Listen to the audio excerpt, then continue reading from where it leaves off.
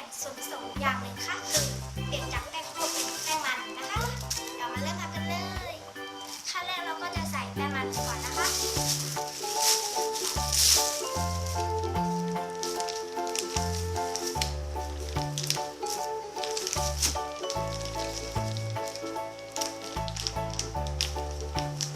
ตักมาสักประมาณ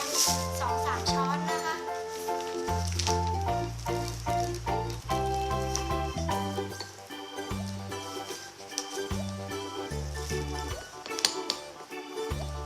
เอาประมาณสัก2 ช้อนพอ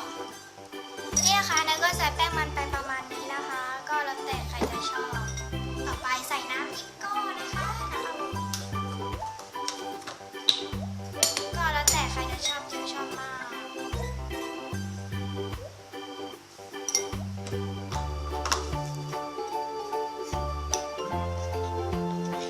แล้วก็คนนะคะ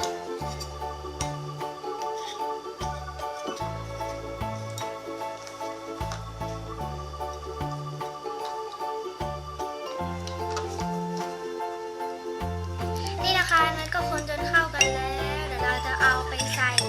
ไมโครเวฟนะคะตั้งไฟกลางนะคะแล้วก็เวฟสัก1 นาทีนะคะเวฟ1 นาทีแล้วก็เอามาคนแล้วก็เข้าไปใหม่แล้วก็เวฟนะคะแล้วก็มาคนอีกครั้งหนึ่งนะคะเดี๋ยวเราไปดูกันเลยนี่นะคะเนยก็เอาไปเข้าไมโครเวฟแล้วนะคะเห็นเปล่านี่กำลังจะเอาเข้านะคะนี่นะก็1 นาทีนะคะระหว่างรอนะคะเดี๋ยวเราก็จะไปดูตอนเสร็จกันเลยนะคะไปเลยค่ะไปเลยนี่นะคะสลามกินได้ของเนยก็เสร็จเรียบร้อยแล้วนะคะอาจจะร้อนนิดนึงก็คนกันเข้าไปนะคะก็คือมันติดมากเลยดูสิร้อนเห็นควันปะ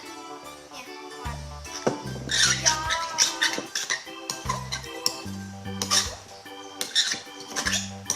เดี๋ยวเราจะมาดูตอนเสร็จเรียบร้อยกันเลยนะคะนี่นะคะเนยก็คนไปนะคะก็เกือบจะเย็นแล้วนะเห็นไหมมันยืดมาก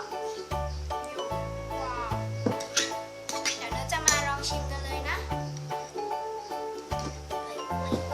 ยืดจับเลยดีกว่านี่ยืดมากใสด้วยกินกัน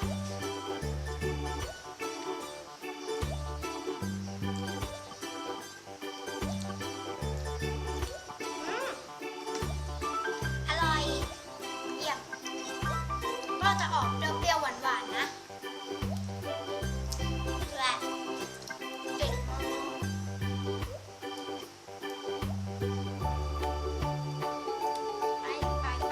ไปขออนุญาตเดินนิ้วนะคะ